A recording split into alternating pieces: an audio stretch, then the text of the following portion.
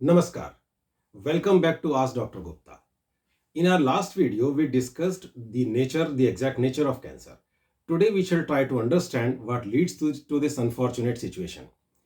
To be honest, the exact cause of cancer is not yet known, but we do know the situations that are associated with increased incidence of this unfortunate situation.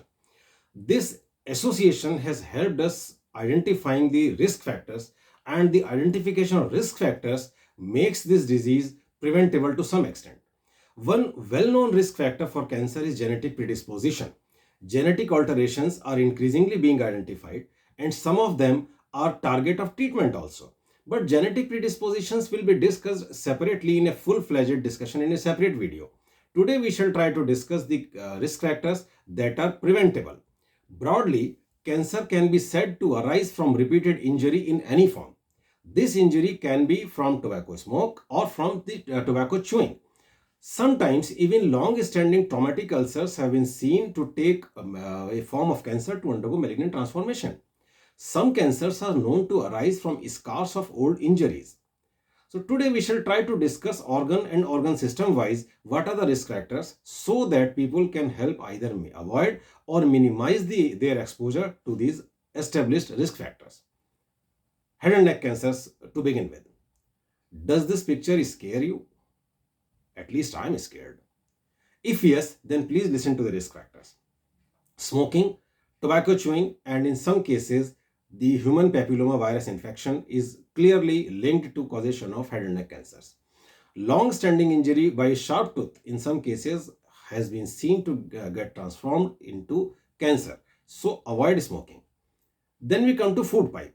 Smoking is the most important risk factor for food pipe cancers. In lower part of food pipe, the cancers are caused by reflux of the acid of the stomach into the esophagus. Alcohol is a risk factor because it causes acidity in the stomach, and that acid gets refluxed into the esophagus and causes cancer of the esophagus. The stomach, the reservoir of food that we eat, probably is again a tobacco related cancer, and long standing ulcers caused sometimes by very spicy food if taken habitually can also lead to cancer of stomach. Alcohol causes ulcers. These ulcers can either cause cancer or they can accelerate the growth of cancer. Too salty food has also been blamed for causation of stomach cancer in some cases. Infection with Helicobacter pylori bacteria is clearly very well established to be a cause of gastric ulcers. These ulcers might eventually turn into cancer, and this bacteria can be treated by antibiotics very simply. Then we come to intestines. The shortage of or the less content of fiber in food is a very well established risk factor for intestinal cancers. Those who take mostly refined carbohydrates are at the risk of not only cancers but at other risk of other illnesses also. Very high intake of meat in diet is a very well established risk factors for cancer of the large intestine. Now we come to cancer of the gallbladder.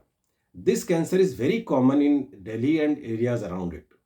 Gallbladder stones are most commonly associated with causation of gallbladder cancer.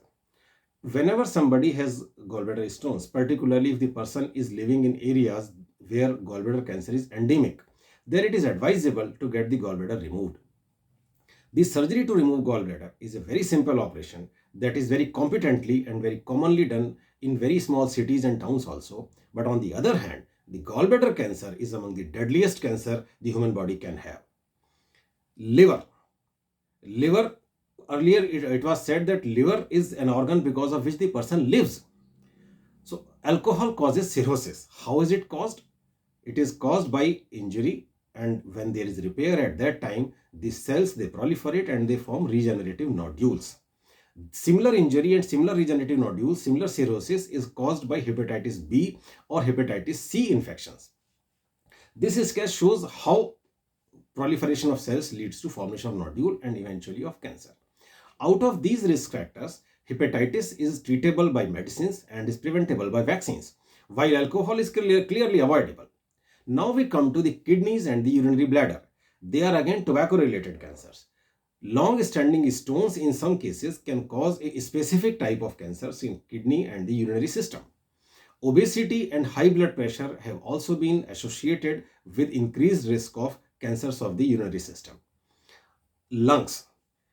The relationship between lung cancer and smoking is the most clearly established links of tobacco or smoke and cancer. Cancers happen in non-smokers also, but the most common cancer of the lung, that is the squamous cancer, most common in this part of the country where we are talking from, the squamous cancer and the deadliest cancer of the lung, the small cell carcinoma, they are both smoking related. The breast cancer. Breast cancer is one of the most extensively studied cancers and one of the better understood cancers. Genetic changes are being increasingly identified, and these genetic changes are also amenable to intervention when they are detected. This cancer is hormone related. So, prolonged exposure to hormonal changes in the bodies of women can increase the risk of breast cancer, like early starting of menses or continuation of menses for longer age. Like I have seen ladies who keep on menstruating till the age of 50 to 53. So, such ladies are at a relatively higher risk of getting breast cancer as compared to normal population. Those ladies who are childless or those who do not breastfeed or who breastfeed for very short duration are at higher risk of breast cancer than the normal population. So in one sentence, the ladies who have denied the breast its natural function are at higher risk. Obesity has also been associated clearly with increased risk of breast cancer. The next cancer, which is very common in our country, in Bharat, is the cancer of the uterine cervix. Uterine cervix is lower part of the uterus. Contrary to the breast cancer, uterine cervix cancer is more common in ladies who have large families. It is associated with poor personal hygiene. Human papilloma virus is a very well established risk factor for causation of cervical cancer. This virus is preventable as well as treatable by maintenance of personal hygiene. The risk factors for bone and brain tumors are not very clearly understood. These days, the possibility of association of increased risk of brain tumors is being studied with the association with increased in the temperature of brain when a mobile phone is kept at the ear and is used for a very long time. But it remains a hypothesis as of now because there is no conclusive evidence that mobile phone usage for long durations can lead to increased incidence of brain tumors. But this is something which has been hypothecated and it is being studied.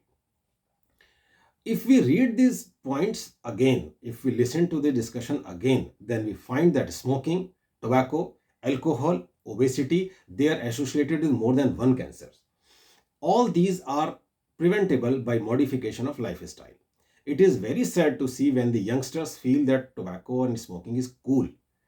Dudes, this is not cool. Parents need to talk to their children and they need to be vigilant about the use of tobacco and smoke by youngsters.